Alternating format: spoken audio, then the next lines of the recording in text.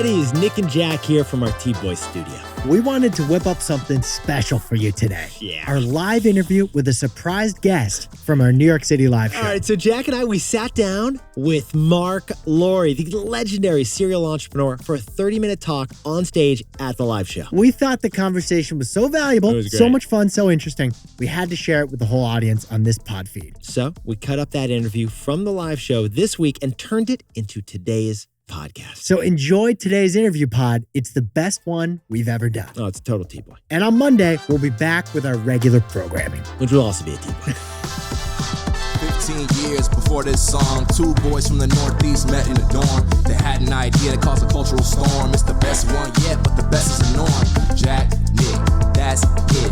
I don't even think they need to practice. 50%, that's a fat tip. TBOY City on your list. If you know, cause we ready to go. We can't wait no more, so just start the show. Start the show. Today's special guest is the ultimate New York entrepreneur, in our opinion. This man is the most energetic serial founder we've ever met or heard of. He was born on Staten Island, raised in New Jersey, and yeah, he drank the New York tap water. Yeah, he did. Yeah, he did. If you have started a business or want to start a business, this interview is for you because this man has founded, give or take, a baker's dozen businesses. Yeah. Okay, he founded a baseball card company years ago that he sold to Topps like right after college. He founded diapers.com and sold it to Amazon for $500 million. And get this, after that, he left Amazon, started a rival to Amazon, Jet.com, and then sold that to another rival of Amazon for $3 billion. And he can pass. This man is not a conventional billionaire, though. No. He's not just buying a sports team and retiring. Although he does own the Minnesota Timberwolves. True. He is still quite hungry, though, literally. Yeah. Jack and I like to describe his company, his new venture, as if DoorDash and Domino's and Eataly had a baby, and then that baby was raised by Bobby Flay. That company is Wonder, and it exists thanks to the entrepreneurship of Marc Lore. Yetis. He's the Earl of e-commerce. He is the leader of launching. And there is a high chance he ends this interview early because he has another business idea he wants to get a head start on. So we got to get to this. We won't take offense if that happens. Mark. Yetis. Today's guest is Marc Lore, the legendary risk-tolerant entrepreneur. The most risk-tolerant person we've ever met. The ultimate serial entrepreneur. Let's give it up for Marc Lore of Wonder. Marc, we wanted to talk to you. We thought, okay, what is like one story that we could just kick things off with that says everything about Marc? And out of all the stories you have, the one story we thought is bobsledding. Yeah, forget about all those businesses we mentioned launching. Yeah. Marc qualified for the 1998 Winter Olympics in bobsledding for Team USA. And you were working on Wall Street at the time when you qualified. Can you tell us about this story? Because we think it kind of sets the tone and says everything about it. We understand you literally stumbled into the opportunity. That's right, yeah. Yeah, it's kind of just a crazy story. So the U.S. national bobsled team was doing, just building momentum for the sport. They were going to cities around the country, and they laid a bobsled track down at the World Financial Center, and they basically had people push the sled. They would sort of time you, and they basically said, we're going to be here for a week, and the fastest time gets invited to training camp in Lake Placid. Was it the winter time? Was there ice? No, they just laid a track and a sled, and you just pushed it down the track. a lot of friction, on yeah. flat, you know? And I'd done track in college and stuff, so I was like, well, I'll give it a try. It was lunchtime. I took my jacket off, went up there, pushed the sled. I didn't think anything of it. Yeah. The guy seemed impressed with the time, and then that was that. And then a few weeks later, I get this call. I thought it was a joke, Somebody's like, hey, this is so-and-so from the U.S. national bobsled team. Classic. Did you push a sled down at the World Financial Center a few weeks ago? I said, yeah, I did. And they said, well, you had the fastest time, so we're inviting you up to the training center at Lake Placid, where they'll put you through a battery of tests, and if you pass the test, you'll make a team that basically trains together, and then there's a competition to see who makes the team, basically. That's what they said. Yeah. And So I said, okay, sure. I went up to Lake Placid. I did this battery of tests. They had you jump, sprint, lift weights, high jump, long jump, sprint, all this stuff. And they score you. And if you get a certain score, then you can train with the team before the competition. And so I passed this test. And then they said, well, now you're gonna train for a month, all day, every day. And you're working in finance. I'm working at a bank. Yeah, I'm working at a bank. So I'm up there, and they say, you're going to train for a month, and then we're going to have the time trials. And so I said, okay, well, hold on a second. I need to call my boss at the bank. So I called my boss, and I said, you're not going to believe this, but I'm up at Lake Placid, and I need to take a month off. Yeah. It's And he Cool said- Runnings he 3. said, what are you going to do? And I said, I'm going to learn how to push the bobsled. So I did that for a month. I got the month, and then at the end of the month, there was the time trials, and basically top 13 make it. And then I had to decide whether I was going to train for the next 2 years to go to the Olympics or How many years? go back. It would be 2 years. This was 96. The Olympics were 98. So you didn't end up going to the Olympics. But the funny thing we noticed when we were chatting with you is you also went to business school at Columbia, but then you dropped out of that. Yeah. And then you went to Wharton, but you dropped out of that too. So we noticed you kind of dropped out of the Olympic team in a way, and 2 Ivy League business schools. It's just a really funny pattern, and it seems like when there's an urgent opportunity to build something, you have to go do it. Yeah, that's basically what happens. Yeah. And we actually think that goes way back to your childhood. You've said that from the age of childhood, you wanted to make money. Can you tell us, how did that feel when you were a kid? So I remember, I grew up in Staten Island, as you said, first person in my family to ever go to college. My parents had me when they were 20 years old, no money, left me at my grandparents. So my grandparents raised me quite a bit of the time. And came home from school one day with my grandmother, and there was a crayon. I was 4 years old, and it said, what do you want to be when you grow up? And the teacher kind of wrote it, and it said farmer. And I grew all these vegetables and things, and I gave it to my grandmother, and she goes, you want to be a farmer? Why do you want to be a Does farmer? Staten Island have farmers? I never saw a farm at that point, but somehow, maybe it was TV, but I said, because they grow stuff from nothing. And this is what I said at 4 years old. Wow. I just had this innate sort of wanting to grow, build, stuff. And my grandmother quickly said, no, doctor or lawyer? I said, no, farmer. Because, there was no professionals in my family at that point. So. Well, that's funny you said that about growing something, because what excited Jack and I about interviewing Marc was that he's a different kind of entrepreneur. He doesn't just build something from scratch that is unprecedented. What's so cool about you is that you take something that already existed and then you just do this new, different version of it. And that's your style of entrepreneurship, like with diapers.com, which you founded. Funny story, when I moved to New Jersey, moved to this new town, Mountain Lakes, had some neighbors, and I was doing diapers at the time, and I met the neighbor, the guy, and he said, what do you do? And I said, I basically sell diapers over the internet. So to this day, he said, right after that, he went back to his wife and said, don't get too close to them. The guy sells diapers. On the internet. So why did you do that, Marc? Because we noticed with the diaper business model, diapers you lose money on. It's a lost llama. And selling diapers on the internet, you lose even more money on each diaper. So what was your thought behind it? So I think this is funny. As an entrepreneur, you have to have that naivete going into any business, and that's usually the secret weapon. Because anybody in the space I talked to that knew anything about diapers or retail said that's the worst possible idea I could possibly think of. You're gonna basically take something that makes no money, and then you're gonna basically ship it to somebody's house, pay for shipping, pay to put it in a box, pay all the labor, everything. You're gonna lose even more money. So how's that a good idea? That was sort of the thinking generally across the board. I was sort of naive at the time, and I'm like, yeah, but they're a loss leader for a reason. They drive traffic into Walmart or Target.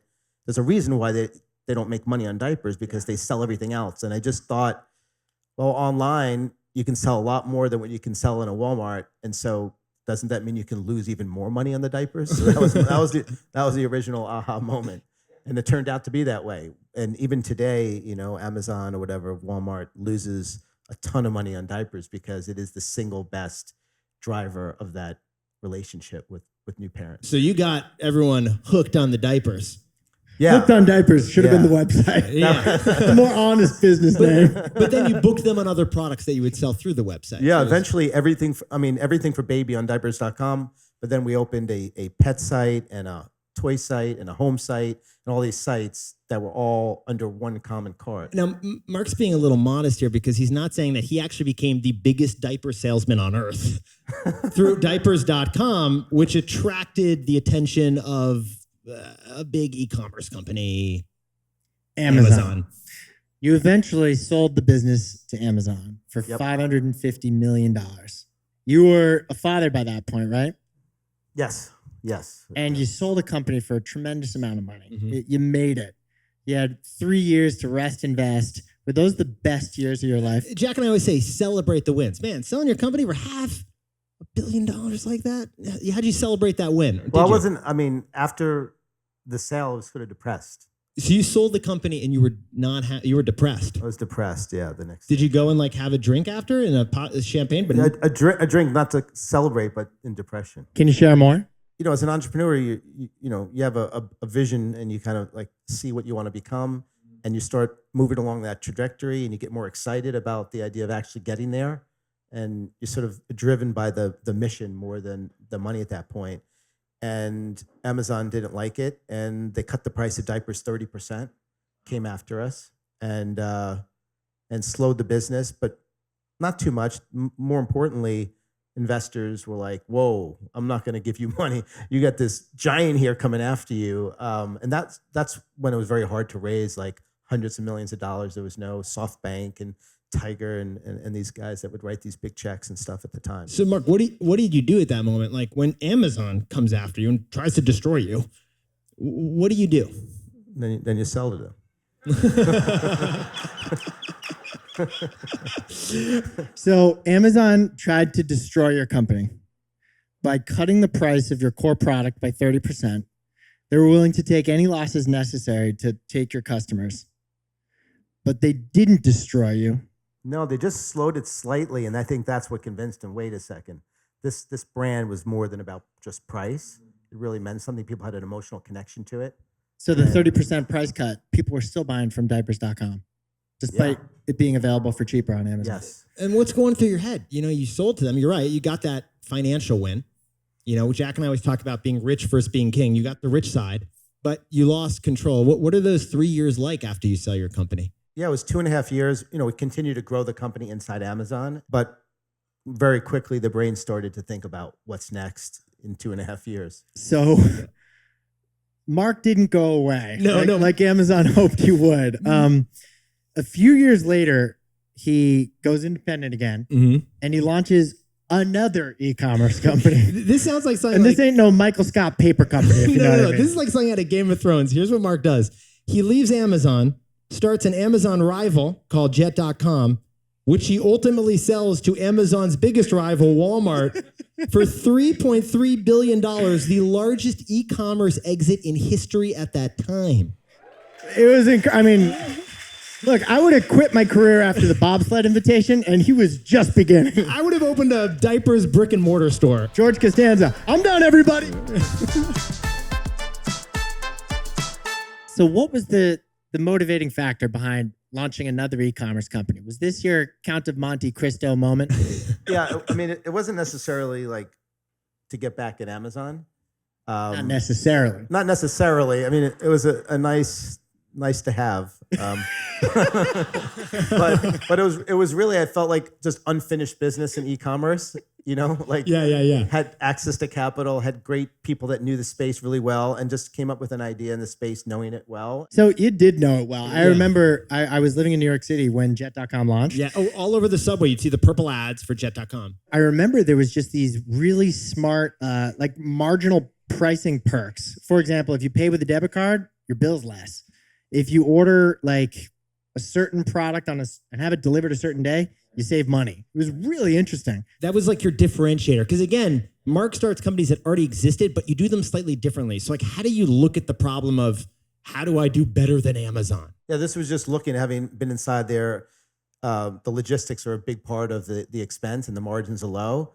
And Amazon, and this really still do, is very inefficient the way they ship products, and it's very expensive. And so I thought, what if you created a website where you can empower people to shop smarter and share this logistics savings with them? So if you're shopping on jet.com and you buy your first item and it's located in these 4 warehouses around the country, all the products in those 4 warehouses become cheaper because the marginal cost to ship it is now lower because it can go in the same box rather than buying something that will ship from a different warehouse. So as an example. And you share the savings. Share the savings. It's almost like those company travel policies where, like, if you spend the night on your buddy's couch during a business trip, your company will give you some of the money you would have spent at the hotel. You know what I mean? That's it. Right? That's exactly right. The funny thing is that your latest venture, what you're doing right now, isn't e-commerce, it's food. Again, Jack and I like to think of it as DoorDash and Domino's and Eataly had a baby that was raised by Bobby Flay. I love that. I'm going to use that. Can I use that? Run with it. Also, congratulations, because Mark, for that company, Wonder, just raised $700 million last month, which is the largest VC fundraise not AI related in the last 3 years. And the reason Mark was able to raise such money is because he sold to Walmart for $3 billion, which sounds like a lot of money. However, at the end of his tenure, Walmart had doubled the market cap, which is like $200 billion of gains. Totally. Not just because of this guy, but definitely because Walmart had become the number 2 player in e-commerce, largely because of Jet.com. Because of Mark. So venture capitalists are like, here you go, here you go, here you go. But then, Mark, that brings us to the question Jack and I are wondering, out of all the industries to go into next, you've been a technologist, diapers, e-commerce. Why Wonder and why food? That's a great question. So, I mean, I'm inside Walmart e-commerce and watching food delivery explode around the world. It was nothing 13 years ago. We're $100 billion today. People are putting a premium on convenience. People don't want to cook as much. And I just felt like it was the early days of e-commerce where you have marketplaces leading the way. And then eventually along comes Amazon with full vertical integration. And I thought somebody's going to vertically integrate. Somebody's going to take food delivery to a whole other level. That's what we sort of set out to do, was to create a fully vertically integrated food delivery platform where we own all the restaurants on the platform. We own the platform, we own the delivery, and we do all the cooking of what is now 30 different restaurants across every cuisine type in a 2,800 square foot kitchen with only 2 pieces of electric cooking equipment. Wow. 2? That's it. Wow. So no hoods, no gas, no flames, no chefs. It's 30 different restaurants, everything from a high-end steakhouse like Bobby Flay or Jose Andres, down to barbecue, burgers, fried chicken, everything in between, Italian, Mexican, Greek, Middle Eastern, all in one location. And you're able to get it in 30 minutes, hot. We won't deliver more than 6 minutes in the city, so you're going to get it hot and fast. And we're able to cook the food, so all the food finishes cooking at the same time. So if you order from multiple restaurants, finish at the same time, one delivery, everybody in the family can eat something different. We always say Chicago does logistics. I think Mark does logistics. Mark, how do you cook a steak? I mean, it's been 5.5 years in the making, but we can cook a steak now, filet mignon, cooked to perfect temperature in 6 minutes, seared on both sides perfectly by just pushing a button. Wow. How? Where is this button? Yeah, we can cook a pizza in 88 seconds. We can cook pasta sauteed al dente with no water. We can cook wok, stir fry without a wok. Like some really seriously, cool, how? some really cool stuff. Every item has a different technique, but we spent hundreds of millions of dollars over the last 5 years to invent new ways of cooking so that we can cook all 600 different meals across 30 restaurants in one 2,800 square foot kitchen. So it's like an entire platform's worth of food coming out of the same spot, and we can cook it fast, and we can time it with the courier so that the food never sits and it gets to you hot. We've covered Wonder before in the pod, so the Yetis may remember it. When Jack and I covered it, it was a different business. You started with food trucks in suburban New Jersey, but now you have 0 food trucks. You've pivoted the business. So Overnight, he decided to sell all of the Wonder vans he had invested in. Yeah. How did you tell your company that? Yeah, You how had do you pull off a 2,000 pivot? employees at that time, I think. And how, that seems like a tremendously risky decision. How did you go about it? Yeah. So I think as an entrepreneur, one of the things that you have to always do is be super objective and not get too wed to what you said in the past, what you told people, the employees, the press, investors. You have to just look at all the information every day and say, if I was starting over today, what would I do? Because as an entrepreneur, when you're doing a startup, you learn a lot along the way. And, the vision is the same, vertically integrated food delivery, but the original thinking was, rather than cook in a kitchen and then deliver it, why not, have the kitchen move to you and then cook it outside your door? You can't beat that in terms of quality. It really forced us to learn how to cook a Bobby Flay steak or Jose Andres in the back of a Mercedes Sprinter van with only one piece of electric equipment, and you had to do it in under like 6 minutes, and the driver had to cook. So it forced us to innovate in an incredible way that we never would have done had we started in brick and mortar. But what we found was when we tested a brick and mortar, we had 450 trucks on the road, okay? And it was profitable, it was working, but not a great return on capital because the trucks are expensive. We tested a brick and mortar, and the thought was, if we set a really tight delivery radius, could we replicate the quality? If we, as soon as it comes out of the oven, goes right into a hot bag and to your home in 6-10 minutes max in the suburbs. And we were able to replicate the quality with a much lower cost of capital, higher margins. You were able to unlock multi-restaurant ordering, and you were able to bring this to this urban, suburban, and rural. So I saw it was a much bigger idea. Once we proved that, we had one open for a month, the store. And I knew that we had to make a move. Like that was one physical location open, and you realized we have to get rid of the food trucks. After a month. So Mark, you told your team, hey guys, we are going to build food halls in highly concentrated like city areas where there's a lot of people that we could deliver to in a tight radius. And suburban too. And suburban too. And that's what we're going to do now. And if someone raised their hand and said, what about the 450 vans we bought? How do you interpret that kind of response? Yeah. I mean, that it's just like you would imagine. It was not, people were shocked. And you just said, that's a sunk cost, or how did you explain it? I think sunk in the sense that we also learned how to invent new ways of cooking that we never would have been able to do if we started. If we started in brick and mortar, it would have been a massive kitchen. Like you couldn't cook 30 restaurants with traditional cooking equipment and means. So we were like years of iterating with the trucks because you had like a very small amount of square feet. The driver had to cook. You only had one oven. You had to do it really fast. And so we kept pushing ourselves to make the economics work. I knew we had something incredible in the brick and mortar, and that was a much bigger idea.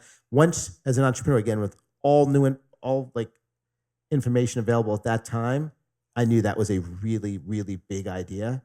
And so everything else doesn't matter, because if you continue down that path, then you could be missing out on this incredible opportunity. And so I think what I've learned is that people, especially entrepreneurs, but I think people in life in general, underestimate the risk of the status quo, and they overestimate the risk of change. I'd love to repeat that.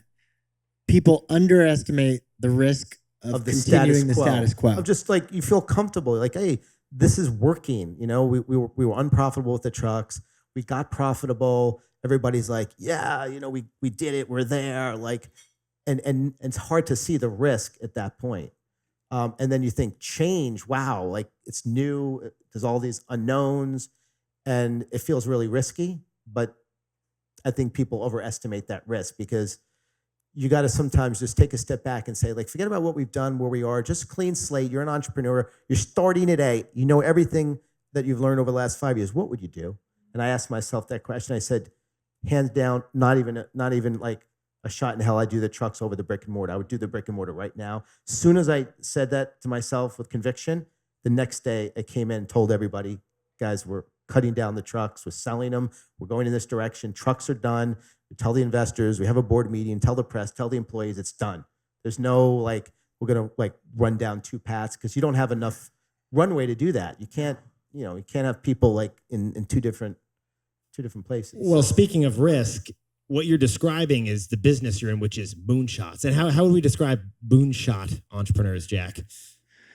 A moonshot is a very low probability project, like a venture that probably is going to fail, but if it succeeds, could change the world. That's what a moonshot is. I love it. That's a great definition. And you've said that you're pursuing moonshots, which means, in your words, there's a higher chance it may not work out. So we were curious, if Wonder didn't work out, what do you think the reason why would be? Well, first of all, the business starts out as a moonshot. And then with time, sort of the probability of success rises. And I'm feeling pretty good right now. Nice. Well, we actually, Jack and yeah, I ate at a Wonder last night. We went Monday night, Yeah. and we went to town. we didn't get like a special VIP treatment. No. We went to 23rd Street between 6th and 7th Avenue. Yeah. And we walked in, we saw like 20 different menus of food. We got great spanakopita. We got the DeFaris pizza. We got tacos. We got a brisket sandwich. We had some leftovers. Yeah, we did. So we're going to have that later tonight. We expensed the whole meal. Before we let you go, Mark, Jack and I wanted to talk to you about a few philosophies we've kind of picked up on. And full disclosure, Yetis, Jack and I spoke with Mark a couple weeks ago to prepare for this show. And when we were talking with you, we noticed a few things.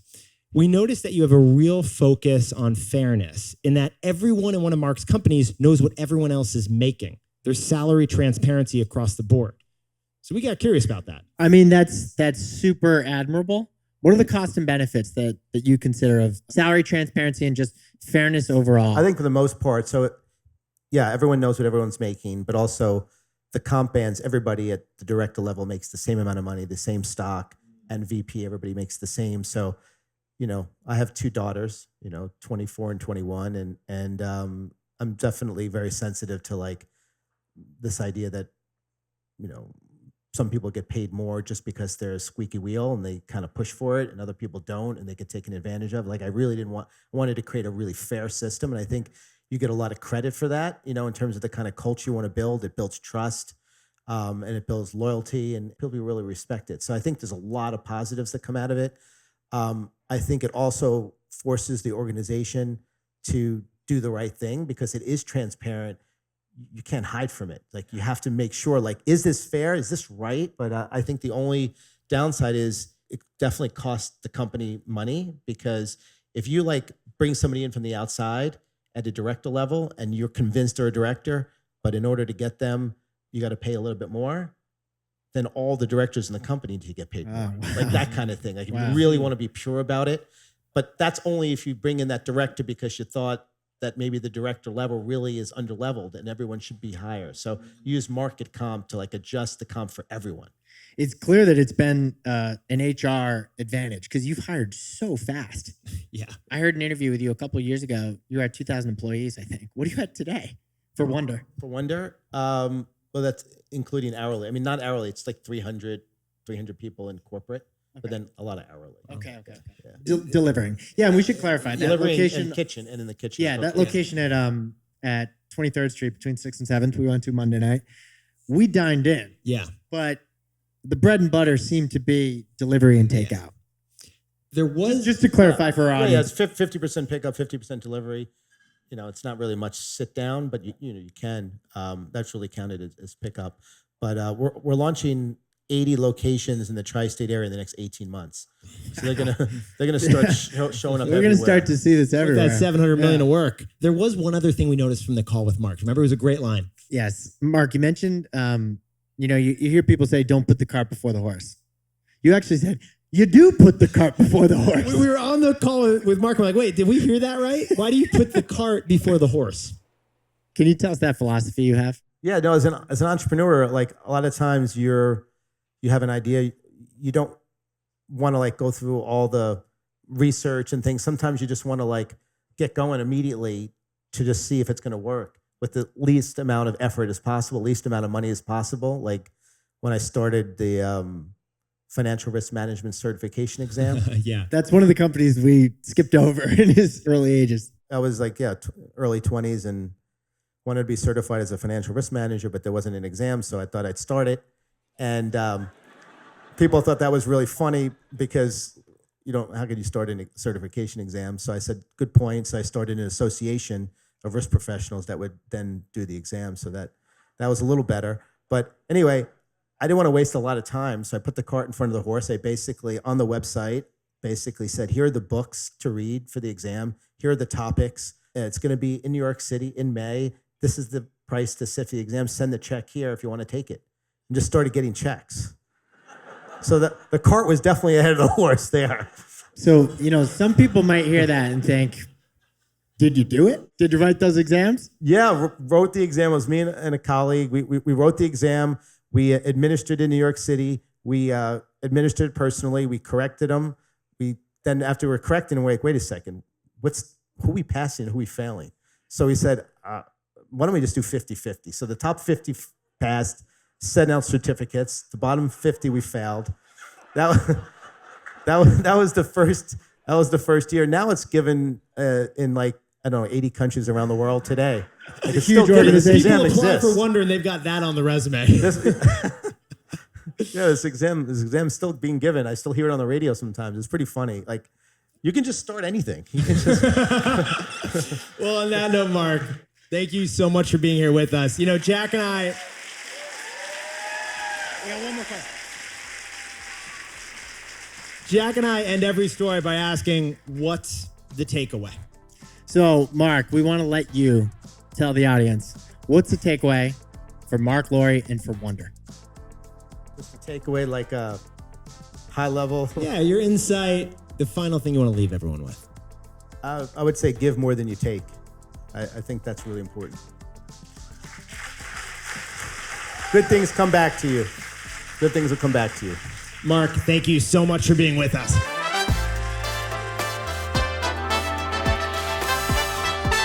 Yetis, you looked fantastic for today's surprise bonus interview show. And Jack, you were looking amazing on stage. Thanks, man. Flowing, just amazing. You too, dude. We wish we could have had all the Eddies and Besties in the studio audience with us, but this is the next best thing. In fact, there's actually a whole bunch that we do at our live shows that we just can't fit into one podcast. So we hope when TBOY comes to your city, you'll be able to be there in real life. In the meantime, if you like today's interview with Marc, the serial entrepreneur, check out his new company, Wonder. And if you really liked it, share this episode with a buddy. Oh, and then don't forget to click and follow us so that you get a new TBOY pod every single day. We're back to our regular daily show on Monday. In the meantime, celebrate the wins.